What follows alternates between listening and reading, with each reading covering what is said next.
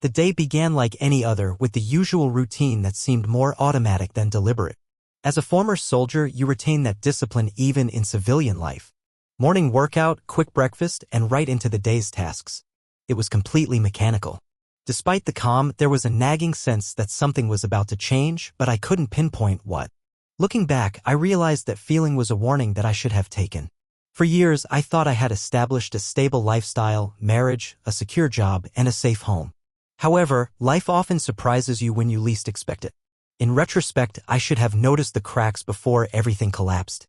But you cannot change the past. All you can do is brace yourself when the impact occurs.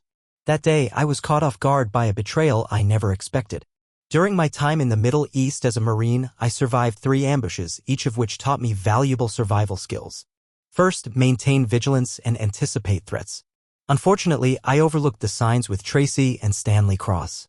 Second, seek immediate cover as I did by retreating to my bedroom. Finally, make a plan to get yourself out of danger. I quickly devised a strategy, changing into casual clothes and discreetly slipping my iPhone into my shirt pocket to record. I went into my dressing room, took a hidden key from an old shoebox labeled Captain B.K. Ramsey USMC and found my Marine Corps Beretta 9M inside. I'd been married to Tracy for 7 years and had 3 wonderful children. Tyler, who was 7, and twin 6-year-old girls, Beth and Emily. My family was my world, and I tried not to let work interfere with our time together. We lived in a 4-bedroom house in a wonderful neighborhood. Our parents lived nearby and paid regular visits to the grandchildren, as did Tracy's sister. Life seemed perfect until the kids started school and Tracy went back to work. I should have recognized the warning signs, but my faith in Tracy's loyalty clouded my judgment. She began dressing more provocatively. Our closeness dwindled as she spent more time at work. When I asked her about it, she dismissed it, claiming it was a fantastic career opportunity that would benefit us financially. I'd met her boss, Stanley Cross, at several social gatherings and Christmas parties. He was the senior partner in her firm, arrogant and disrespectful. I never trusted him. Tracy appeared possessive, unwilling to leave the office the few times I visited. I hadn't paid attention to Tracy's potential romance with her boss. Things fell apart when the twins finished kindergarten. The kids were spending the weekend with my parents, and I was excited to rekindle our relationship. But when I arrived home that evening, Tracy was already dressed up, looking stunning and clearly ready for a night out. "Wow, you look stunning. If I had known we had a date, I would have rushed home. Just give me a few minutes to freshen up and I'll be prepared." "Where are we going?" I asked, smiling. Tracy smirked, but it wasn't a smile. "Souter, we are not going anywhere." "I am, but not with you," she replied. I was stunned. What exactly are you talking about?" I asked. "I have a date with my boss, Stanley Cross, and that's only the beginning. New rules will be implemented starting now. Stan's picking me up and I'll be staying with him in a downtown suite tonight and tomorrow. I'll be back Sunday afternoon," she explained calmly. "What are you talking about?" I shouted. "Calm down. This is how it will be. I'm leaving and we'll be back on Sunday," she responded coldly. "Nonsense. If you think I'm putting up with this, you're mistaken. You've left and you won't be returning," I said, my temper rising. "No, Blake, I'm coming home. We are staying married and I will continue to live here.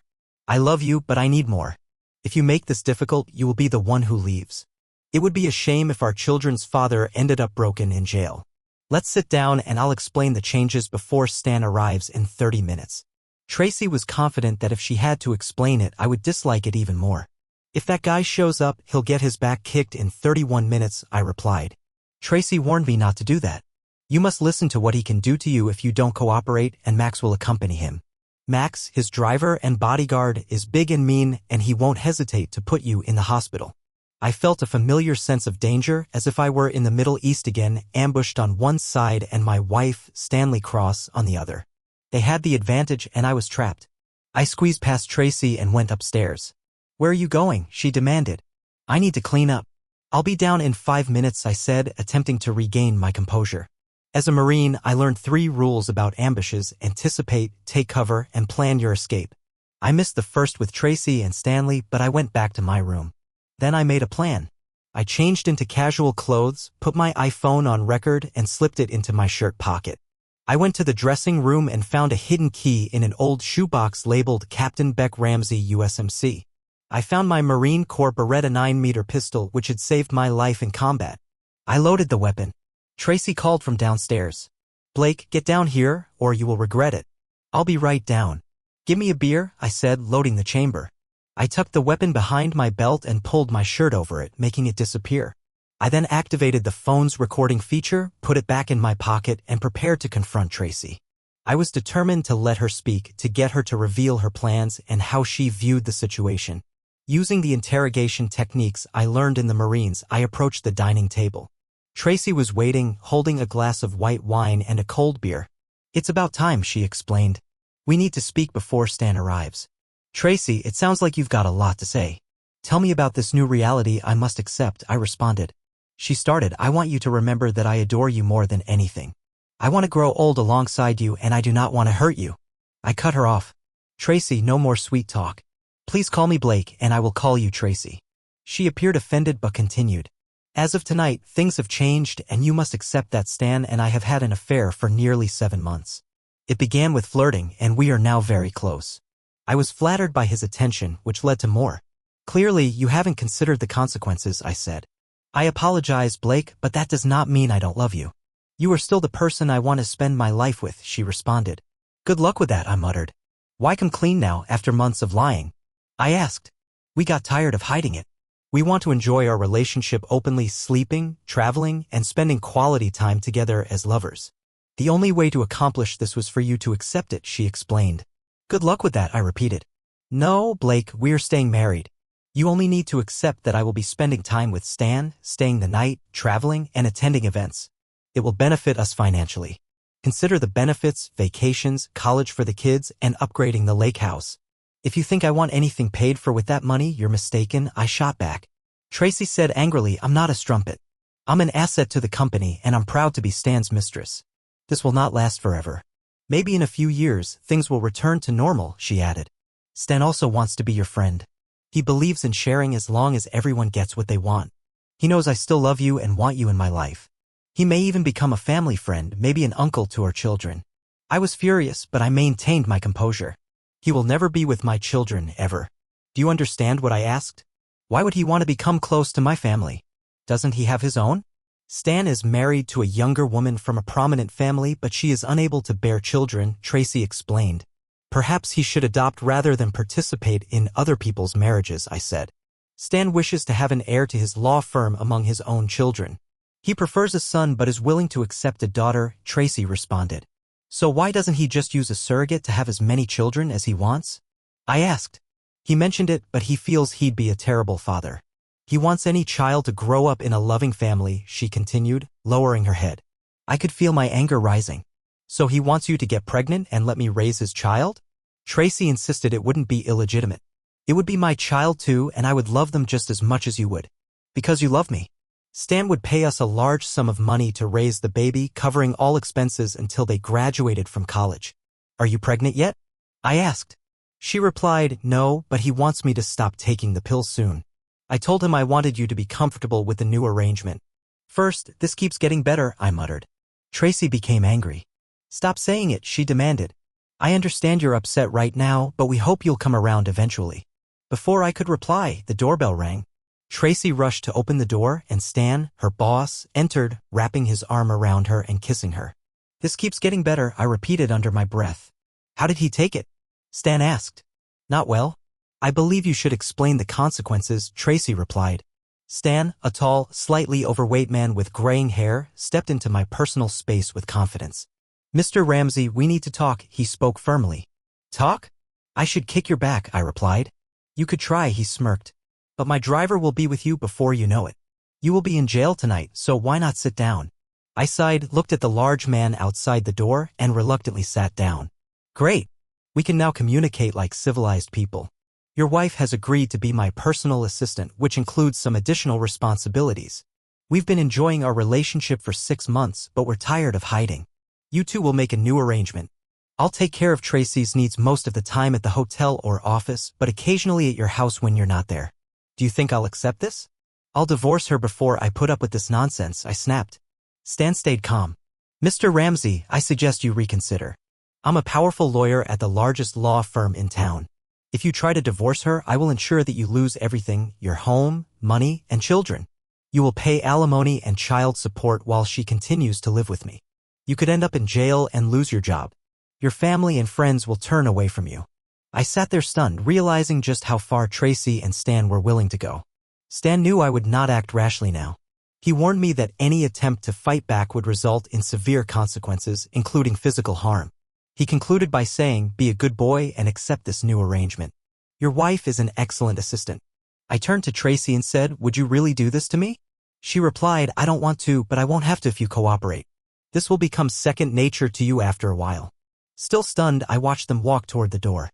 Just as they were about to leave, I spoke up. "Before you leave, I have a few words to say." Stan rolled his eyes, clearly annoyed. "Make it quick," he began. "After a few drinks, I mourned my marriage. I'm calling your wife to tell her everything. Then I'll call Tracy's sister, Lucy, and have her inform your parents." Stan appeared surprised because this wasn't the response he expected. "What have you said?" he asked. I ignored him and continued. "Tomorrow morning, I will change all of the locks. After that, I'll take Kate down the street for dinner and dancing. She's been flirting with me for months and I never considered it before, but things have changed." Tracy appeared to be hurt. "Blake, you cannot do that." I pushed on. "When you return on Sunday, you will find all of Tracy's belongings in the yard. Pick them up before the sprinklers go off on Monday morning." Stan became enraged and clenched his fists as he realized his threats were ineffective. Tracy appeared pained. "One more thing," I added. "On Monday, I'll meet with a divorce attorney. I'll file for divorce on the grounds of infidelity, a name under which you stand as a co-defendant. I'll also sue you for alienation of affection and violating your company's policies. Even if the lawsuits fail, they will publicly embarrass you and harm your reputation." Stan exploded in rage, hurling the overnight bag against the wall and stepping into my personal space, jabbing me in the chest. I resisted the urge to retaliate. "Listen, betrayed man," he sneered. "You don't know who you're dealing with. I'm Stanley Cross, the head of the county's largest law firm. I could legally destroy you in one day. By the time I get to the hotel, you'll be arrested on false charges. Do you think you can fight me? You cannot. I know the cops, the district attorney, and the judges. Everyone owes me favors. If you step out of line, your life will end." Stan was on a roll, so I let him continue. "If you go out with Kate tomorrow, the cops will stop. You discover pills in your car, and you'll spend years fighting charges. No lawyer will accept your case against me, and I will continue to enjoy your wife while you are ruined. Do you understand?" "Betrayed man, I believe you," I responded sarcastically. Stan glared at me. "Show some respect. Call me Sir or Mr. Cross. Max will teach you proper manners if you insult him again." He tried to punch me, but I hit him first. Tracy pushed him onto the couch, rushing to his side as he screamed, "You will pay for this. Max, get in here." The door opened and Max, a large and intimidating man, entered the room. "Yes, Mr. Cross," he answered. "Take care of him," Stan instructed, and Max moved toward me. Tracy attempted to protest, but Cross dismissed her with a wave. Tracy mentioned that Cross would bring his bodyguard, which made me expect trouble. So I stood my ground as Max swung his fist at my head, causing me pain. I was wondering if I'd need a new carpet because of the bloodstains. Max hesitated, unsure whether to continue striking me or look to Cross for guidance. "Max, throw a punch," Cross ordered. Realizing I couldn't take it any longer, I taunted Max, saying, "You knock like a girl." His pride was wounded. Max prepared to throw another punch. Before he could react, I managed to defend myself, and the situation took an unexpected and shocking turn. Max appeared stunned as he fumbled for his weapon, realizing he was in a gunfight. I warned him to stop, and the tension in the room increased. I crawled over, took his weapon, and pocketed it. "How much respect do you believe I have for you?" I asked Max. He shook his head. "Exactly none," I said. "There's no reason not to destroy you, right?" Max groaned with pain. I told him that if I didn't get him to the doctor soon, he might not make it. As I focused on Max, Tracy shouted a warning, and I turned to see Cross approaching with a fireplace poker. I instinctively tried to block it with my arm, but the force caused me severe pain. The weapon fell to the floor, and I grabbed it first, preventing further escalation. "Now, where's your phone?" I demanded. Cross hesitated before pointing to his coat pocket. I took out the phone and instructed him to unlock it. With shaky hands, he did it. "Now, call your wife via FaceTime," I ordered.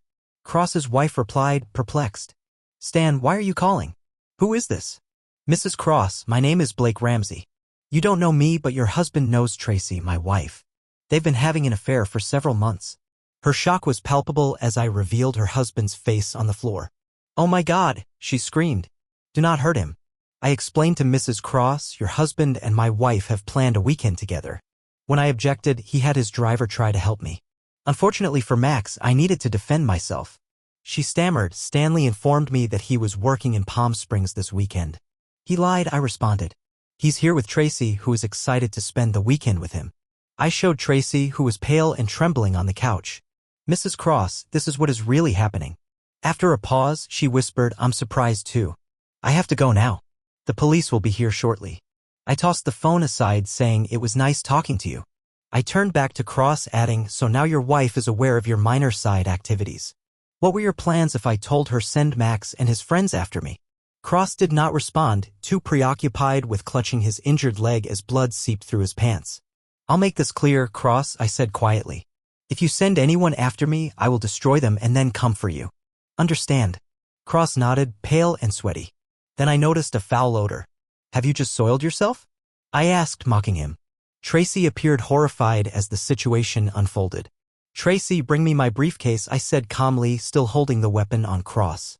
She retrieved it nervously while I took out my laptop. Holding it up, I inquired, is this the computer you were planning to load with evidence, Cross? He said nothing. I turned it over, positioned it near his head, and fired 2 bullets at it. The fire shot echoed throughout the room, filling it with smoke. Leaning in, I whispered into his ear, try loading it with anything now. Overall, are you satisfied? I stood up and entered the kitchen.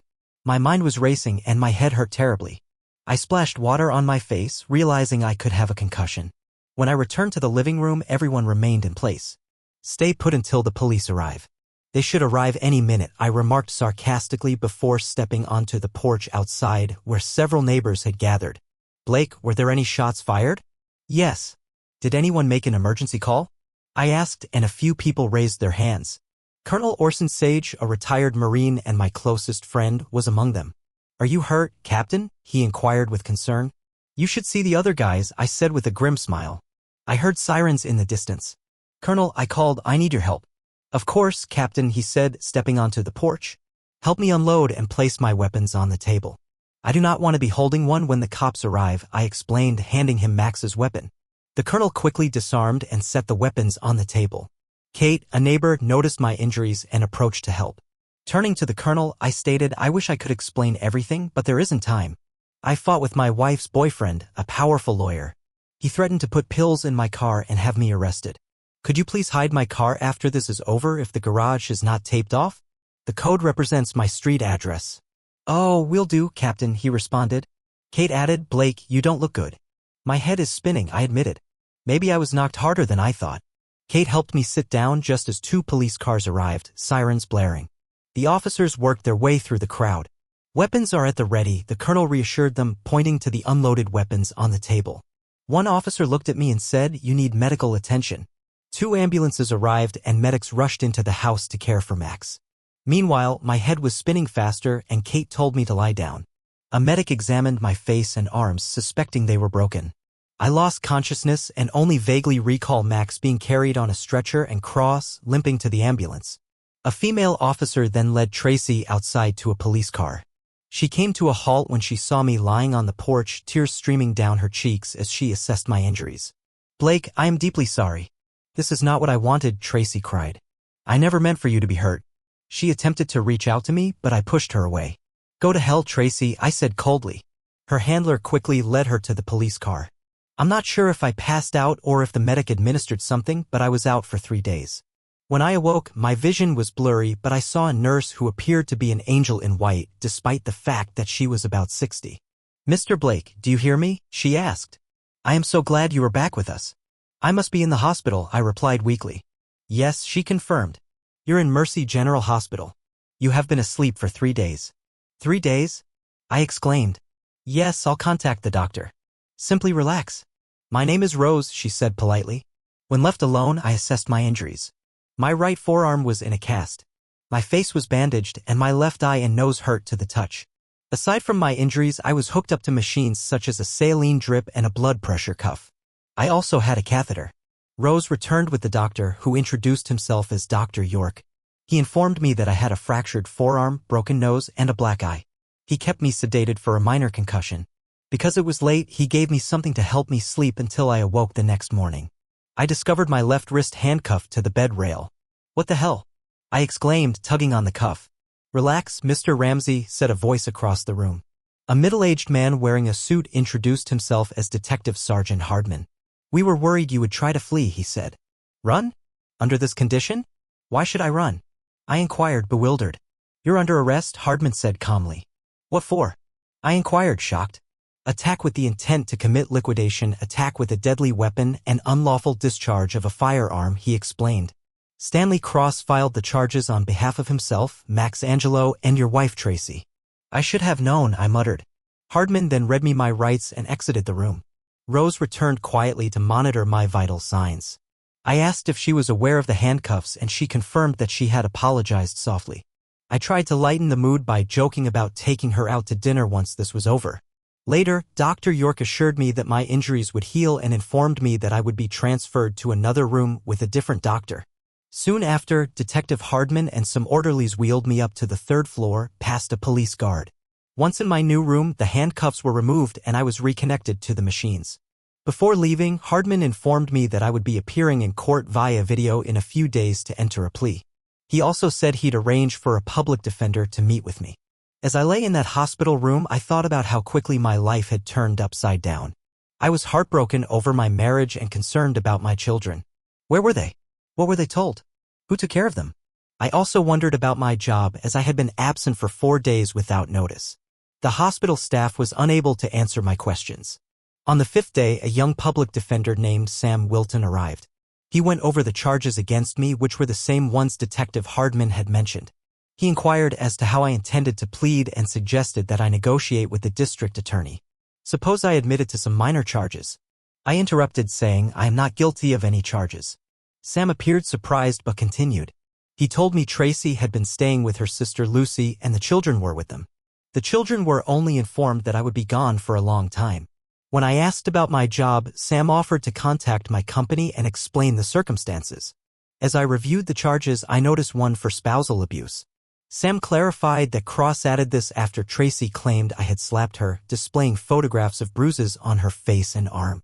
I did not do that, I protested, but Sam appeared skeptical. I didn't trust him enough to go any further, fearing Cross's influence. Sam, you must plead not guilty for me, I insisted. He reluctantly agreed but warned that I would have to post bail due to the shooting charges. He seemed skeptical about my innocence. I didn't mention that I had evidence proving self-defense because I didn't want that information to reach the police or the district attorney. Instead, I asked Sam to contact my uncle, Jack Carter, a retired Navy attorney, for assistance. I told Sam to keep this private and only inform Uncle Jack of the charges and my plea. Later that night, Sam confirmed that my uncle would arrive soon and advised me to say nothing but not guilty at the trial. The following day, I was arraigned via video from the hospital. I pleaded not guilty to all charges. The prosecutor wanted me held without bail, but the judge let me stay in the hospital for another 2 days before being transferred to jail. Uncle Jack arrived the day before my transfer and officially took over my case, including permission to visit me. Seeing him moved me to tears. Uncle Jack recognized the gravity of my situation and, following a brief reunion, got down to business. He set up a private meeting to discuss the case and kept me up to date on family matters. He assured me that the kids were fine and would stay with Lucy until the police cleared the house. Lucy was puzzled. Tracy had told her what had happened and the charges leveled against me. But Lucy, who had known me for many years, found it difficult to believe. She was relieved that Uncle Jack was there to help. Uncle Jack then inquired about my side of the story. In hushed tones, I told him everything, including how Stanley Cross, Max Angelo, and Tracy had most likely created a false version of events following my arrest. I also revealed that I had a videotape of the entire incident saved on my iPhone and hidden in a kitchen drawer. Uncle Jack didn't show much emotion, but he appeared relieved that there was potential evidence. He assured me that he'd be my guardian angel throughout this. You concentrate on getting better while I build your defense and prepare to bail. I also asked him to check on my children and he promised to coordinate with Lucy once I was discharged from the hospital. I was transferred to the county jail. 3 days later, I appeared before the judge and Uncle Jack was able to get me released on bail, albeit under house arrest. Uncle Jack had rented a townhouse in a gated community where I would be staying. He also lived there, and while I couldn't leave, I was no longer in jail. Uncle Jack was working on the case, including hiring a private investigator to pursue leads. The most difficult challenge was retrieving my phone from the house without causing legal trouble. He promised to find a solution, but he understood it would take time. Meanwhile, Uncle Jack created new cell phone accounts for both of us, ensuring that we could communicate. I called my neighbor, the Colonel, who mentioned some unusual activity at my house. When I told Uncle Jack, he suggested we invite the Colonel over for beer and steak. The Colonel stated that about a week after the incident, he witnessed two men in dark clothing attempting to pick the garage door lock. He called for help, grabbed his dog and a bat, and confronted them. Surprised, the intruders backed away but threatened him. The Colonel's dog growled and he took a batter stance with the bat, scaring them away. They fled in a black SUV with smudged license plates. The police arrived, took the report, and then left. I remembered Cross's threat to plant pills in my car, so I was relieved when the Colonel moved it to a safe location. The Colonel had another story. 2 days after Tracy returned home, he noticed a black SUV parked in front. Two men were talking to Tracy near the open garage, pointing to the location where my car usually sat. After a brief conversation, they went inside and left. 45 minutes later, the Colonel made a note of the SUV's license plate number. Uncle Jake checked the license plate against his sources and discovered it belonged to Unique Services, a private investigation firm. The company only hired Jose Gonzalez and Miguel Ortega, both former police officers with questionable backgrounds. Jose resigned due to a theft issue and Miguel was fired for falsifying records. Stanley Cross's law firm was among their clients. Retrieving my cell phone from the kitchen became urgent. Uncle Jake called Tracy and suggested they meet to discuss resolving the situation and possibly dropping charges. Tracy recognized Uncle Jake from family gatherings but was suspicious. She agreed to meet the next day but insisted on having one of her lawyers present. Uncle Jake agreed. At 6 p.m. Uncle Jake arrived at my house. Tracy greeted him warmly and they shared a brief hug. She was dressed modestly in a skirt and blouse. Her hair was in a ponytail. Inside, a young man named Gordon Merritt, an associate at Cross's law firm, was introduced. They all sat in the family room and Tracy offered to get some coffee. Merritt suggested getting right to business, taking out a tape recorder. Uncle Jake did the same, and they both smiled. Uncle Jake began by expressing his regret for the situation, saying he had always admired Tracy and me as a couple. Tracy responded sadly, stating that she never intended for things to get out of control. Uncle Jake continued, implying that he believed the charges against me. He mentioned that I had claimed Tracy and Cross were having an affair, which pushed me over the edge when I discovered Cross in the house. Merritt intervened, stating that the evidence appeared to be solid against me. Uncle Jake suggested that I wasn't thinking clearly at the time of the incident because I thought Cross was taking Tracy away. Merritt thought about it but said they would only consider it if I pleaded guilty. Uncle Jake responded by questioning whether all charges had to be admitted or if some could be reduced or dropped. Merritt stated that he would need to consult Cross, who had influence with the DA and may prefer a quieter resolution to avoid harming his reputation or business. Before leaving, Uncle Jake reminded Tracy that I loved and missed the children. He also warned her that if my story was proven true, she could be charged with perjury and obstruction of justice. He issued a similar warning to Merritt, implying that if he knowingly supported a false narrative, he could also face prosecution. With that, Uncle Jake stood up and asked for some water. Tracy pointed him to the kitchen, not realizing that retrieving my hidden phone was the real goal. Uncle Jake went to the kitchen, making sure he wasn't visible from the family room. He opened the refrigerator noisily before quickly searching the drawer by the sink for my iPhone, which was hidden among dish towels. He tucked it away, poured himself some ice water, and returned to the family room approximately 2 minutes later. "Is there anything you'd like to say before I leave, Tracy?" he asked. Tracy looked nervously at Gordon Merritt, who replied, "We have nothing more to add now, Mr. Carter. We will notify you of any changes to the charges and you must cooperate if you want this case to be resolved." Uncle Jake thanked them for meeting and then left. He did not return the iPhone to the townhouse, but rather had it analyzed by Digital Analysis Solutions (DS). He explained the significance of the video and audio recordings in my defense, and DS agreed to handle them carefully. They promised to get back to him in a couple of days. When Uncle Jake and I visited DS, they had already transferred all of the phone's data to their server.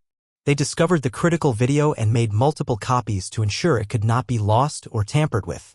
We watched the video, which clearly captured the events, including Max pointing a weapon at me despite some blurry sections. DOS also found 97 unopened emails and 64 text messages sent following the incident. The majority were from friends and family, but one suspicious message contained 27 photos that would have automatically downloaded to my phone's photo files if opened. Cross appeared to have attempted to plant evidence after I had destroyed my computer. Uncle Jake thanked DS and agreed to leave the phone with them for safekeeping. Uncle Jake took a few copies of the videos with him as we reviewed the evidence and discussed our next steps. He considered whether to present the evidence to the district attorney now, which could result in all charges being dropped and potentially implicating Cross, Max, and Tracy. However, if Cross's influence was as strong as suspected, the DA might be able to quietly resolve the case. Alternatively, we could wait until the hearing, during which the prosecution would present its case, before revealing our evidence, forcing the DA to charge the conspirators with perjury, obstruction of justice, and other offenses. That would result in significant jail time and a better chance of obtaining custody of my children. When Uncle Jake asked how I wanted to proceed, I said, "Let's burn them all." He was satisfied. I was hoping Blake would say that. I want to expose them publicly and have a Perry Mason moment in court. There are 3 weeks until the hearing. Uncle Jake focused on preparing our case. He realized that revealing the video too soon might result in it being suppressed, so he decided to keep it hidden until the right moment. Uncle Jake took a brief leave a week before the hearing to return to San Francisco to attend court and spend time with family. During that time, I received a call from the gate guard informing me that Tracy was at the gate and wanted to see me. I immediately called Uncle Jake, who advised me that if she wanted to talk, I should listen but not touch her. "Remember, she is dangerous." "Do not worry, Uncle Jake," I replied. "She is poison to me now." Uncle Jake said, "You know what you need to do." "Yes, Uncle Jack, I do," I confirmed. After finishing my call with Uncle Jack, I called security and asked them to let Tracy through. Just a few minutes before she arrived, I quickly cleaned up the townhouse. I removed the legal papers from the dining table and threw them on the bed, collected the beer cans, cleaned the kitchen, and loaded the dishwasher. I changed into Dockers and a knit sports shirt, combed my hair, and kept my 3-day stubble, giving me a more serious appearance. Tracy knocked, so I opened the door. She looked fantastic, clearly putting effort into her appearance in a red pleated skirt and a pink cashmere sweater. Her hair was styled in a loose updo and her makeup was minimal. "Come inside, Tracy," I said. "You look fantastic." "Thank you." "Blake, you look good too," she said, complimenting my slim figure. "I've had time to exercise and eat healthier," I explained, inviting her to sit on the couch. I served her a glass of white wine and sat down with a glass of red. After a few sips, I asked why she wanted to see me. "Blake, despite everything, I continue to love you. I never imagined things would get this far. I assumed you'd accept my relationship with Cross and we could have had a lot of money and a comfortable life. Things would eventually have returned to normal. I apologize. I ruined your plans," I said sarcastically. "It wasn't in my plans, it was Cross's. He thought he could intimidate you as he does with others. Neither of us expected you to fight back. Perhaps he underestimated me," I said. Tracy asked abruptly, "Where's your car?" I smiled slightly. "I moved it after Cross threatened to plant pills in it. By the way, what did those men do at the house when you returned?" "They appeared interested in the garage and my missing car." Tracy hesitated before admitting they intended to plant evidence. "I did not want it, but Stanley insisted. You do not appear to mind stacking evidence against me. If you genuinely love me, simply tell the truth and the charges will be dropped." "I can't, Blake. I'm in too deep. Stanley has complete control over everything." "I guess I am out of luck," I mentioned. I asked, "What's with the accusation of misuse?" Tracy explained that she had seen pictures of my injuries, but I had never touched her. This was Stanley's idea. He made up a story about me going crazy, accusing us of having an affair and attacking me. Max attempted to assist, but I defended myself. Stanley punched me, causing the injuries. We've been practicing the story ever since. "I apologize, Blake," she added. "I did not want this to happen. I want things to return to their previous state." "That is not going to happen," I replied. Tracy then suggested a way out. "Stanley knows about your PTSD. He expects you to plead guilty based on that. He'll use his connections to get you into a veterans hospital for treatment. In a year or less, you could be released and we could begin again with the children." So that was the real reason she came to speak with me. She asked me to volunteer, promising that Cross would help me receive a shorter sentence in a veterans mental institution. I didn't believe any of it, but I didn't tell Tracy. Instead, I went along with her. "That sounds good to me, Tracy, but I need some time to think about it. Plus, I need to speak with Uncle Jack. I believe he might agree. In comparison to your testimony, he does not have much evidence to support my case." Cross and Max. Please do it for yourself, Blake, Tracy added. Do it for yourself, me, and the children. In a few years, it will be as if it never happened. It will only be a temporary setback. I doubt it, I said.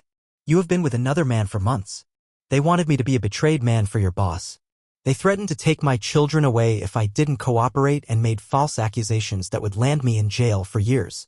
That is a significant stumbling block. That is why I would like you to accept Stanley's offer. It is the easiest way out for all of us, Tracy spoke with tears in her eyes. Like I said, I'll think about it, I replied once more, and we were done. I assumed it was time for her to leave, but Tracy placed her hand on mine and suggested we rest together for a few minutes. I missed having you in my bed. Is there any way we could fall asleep together tonight and forget about everything for a few hours? That's not going to happen, Tracy, I said firmly. She received the message. Please accept Stanley's offer, she said as I led her to the door. Before leaving, she hugged me. It felt genuine, but I did not return it. The hearing's purpose was to determine whether I would be held for investigation. The prosecution was confident. Predictably, they put Cross, Max, and Tracy on the stand to tell their well-rehearsed stories. Uncle Jake asked each witness only one question: do you swear your testimony is true? All three responded positively. Uncle Jake wanted to go after Jose Miguel and the main witnesses, but proving their attempt to frame me was irrelevant to the charges against me, especially since their efforts were unsuccessful. When the prosecution had finished, it was Uncle Jake's turn. He began with permission from the court. The defense wishes to introduce a videotape of the events as evidence. This tape is exculpatory, Your Honor. Just then, the assistant prosecutor objected, claiming that this was new evidence that had not been presented for review. There is a reason for this, Uncle Jake explained. The defense is concerned about bias from the district attorney and the court, as well as the unfair blocking of our evidence. Do you have proof that the district attorney has been compromised, Mr. Carter? The judge inquired. The proof is in the video, Your Honor, Uncle Jake responded. The judge began to rise, saying, then you and the prosecution will come to my chambers where I will review the tape and decide whether it is admissible. Uncle Jake interrupted. No, Your Honor, we will not do that. Why not? The judge demanded, his rage growing at the defiance. Because, Your Honor, Uncle Jake explained, the defense does not trust the court's impartiality and we will not risk having our evidence suppressed. The judge, visibly perturbed, inquired, do you accuse the court of corruption, Mr. Carter? Perhaps, Your Honor, Uncle Jake replied. Mr. Carter, can you prove your accusation? Is that proof also on tape? The judge pressed. It is on the tape, Your Honor, Uncle Jake confirmed. However, I can prove my point if you answer a few questions. The judge, skeptical, clarified, let me get this straight, Mr. Carter. You think you can show the court's bias against your client by asking me a few questions. Is this correct? Yes, Your Honor, Uncle Jake confirmed. The judge, now intrigued, said, very well, Mr. Carter, ask your questions. However, if you fail, we will review the tape in chambers and I will rule on its admissibility. I accept, Your Honor, Uncle Jake agreed. However, if this videotape is found inadmissible and my client is convicted based on the testimony of the three prosecution witnesses, I will release the tape to the media and online, regardless of the court's decision. Furthermore, if you do not release the tape, you will jeopardize your credibility. The judge, feeling threatened, stated, I feel like I'm being threatened, Mr. Carter. Before the judge's rage could erupt further, Uncle Jake quickly inquired, isn't your oldest son in college, Your Honor? He's attending the Air Force Academy, right? Yes, the judge responded. He is a freshman. Isn't it very competitive to get into the Air Force Academy? Uncle Jake proceeded. The judge nodded. It is. Uncle Jake explained, first, your son had to apply through your district's congressman or senator. He was then scheduled for a civil service exam, and based on the results, he was chosen alongside 9 other candidates. He was sent to a nearby Air Force base for a medical examination, physical fitness test, and pilot and navigator aptitude test. In addition, he needed to take college entrance exams. Is this all correct, Your Honor? Yes, the judge responded. He received an A in high school and participated on the swim team each year. You are understandably proud of him, Your Honor. The judge grew impatient and demanded, Mr. Carter, state your point. Uncle Jake pushed on, your son's application packet also contained 3 letters of recommendation, correct? That's correct, Mr. Carter, the judge confirmed. Your Honor, who were those letters from? Let us see. 1 letter was from his swim coach and the 3rd was written by his math teacher. Your Honor. Uncle Jake inquired pointedly. The judge hesitated before admitting, Mr. Stanley Cross recommended my son for admission to the Air Force Academy. Uncle Jake seized the moment by saying, "Mr. Cross must have known your son very well unless he fabricated a letter full of lies." The judge clarified, "My son worked in Mr. Cross's office during his sophomore and junior years of high school. He wants to become a lawyer someday." "So, Mr. Cross is a family friend?" Uncle Jake inquired further. "He's more of an acquaintance than a family friend, as well as a professional associate in some of the legal organizations to which I belong." "So now, Your Honor, you understand the defense's concern about your impartiality in this case?" Uncle Jake finished his questioning. The judge responded, "You've put me in a position that calls into question my integrity, counselor. Please know that any association with Mr. Cross will not influence my decisions. But you've brought up an issue of perception." The judge paused for a moment before looking up and saying, "Turn on the video, counselor." Uncle Jake instructed the bailiff to turn down the lights and lower the projection screens on either side of the judge's bench. Uncle Jake turned to me and said, "Showtime, Blake." I pressed the enter key and the video started playing. The entire scene unfolded in front of the judge, prosecution, and courtroom audience. Cross threatened me, saying, "I personally know the majority of the top police officials. I know many of the attorneys in the DA's office. I've even had fun with some of them." The prosecution bench let out a collective gasp. The assistant district attorney lowered her head to the table and began sobbing. We all stared at her for a moment before she quickly gathered her belongings and exited the courtroom, still crying. Uncle Jake continued to watch the video. Cross, Max, and Tracy attempted to leave the courtroom quietly together, but they were easily noticed. The judge explicitly instructed them to remain seated. The remaining ADAs watched the video until the end. The lead prosecutor stood up quickly, clearly looking for a break, but before he could ask, Uncle Jake said, "I have another video." Uncle Jake played the second video without waiting for permission, explaining that it had been recorded 2 weeks earlier when my wife paid me a visit in my townhouse. He then pressed enter and the video started. Tracy understood the full impact of the video. It showed her admitting everything Cross had attempted to do to me. She screamed at Blake, "How could you do this to me?" After a few minutes, Cross understood the gravity of the situation. "You are a stupid fool.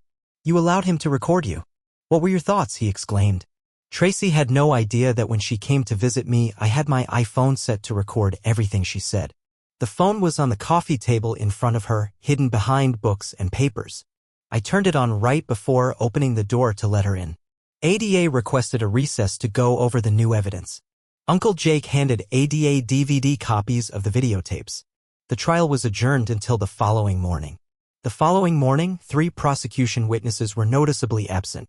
Instead of the acting district attorney, the county's actual district attorney sat at the prosecution table. The judge let him speak first. "I'll be brief, Your Honor," he said. "First, all charges against Mr. Ramsey are dropped. We believe he acted in self-defense by defending himself against Mr. Cross and Mr. Angelo. It was quite violent self-defense, but it was still self-defense.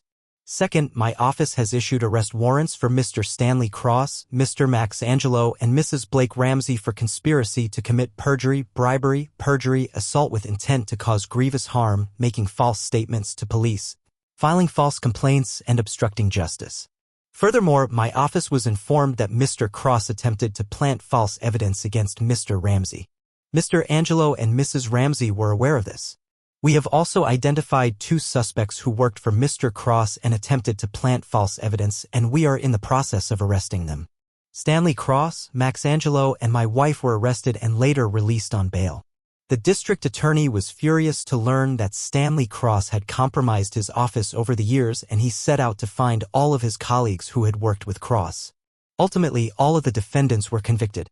Stanley Cross was the only one who pleaded not guilty, which turned out to be a mistake because both Max and Tracy pleaded guilty and testified against him.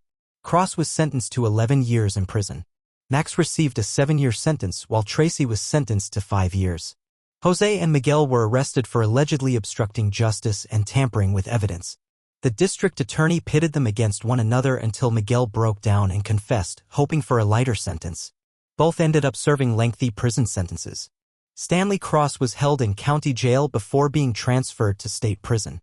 Max and Tracy, on the other hand, were given 2 weeks to organize their affairs before turning themselves in to the sheriff. Max used that time to prepare his family for his 7-year absence, hoping to be paroled in 4 years with good behavior as his lawyer had advised.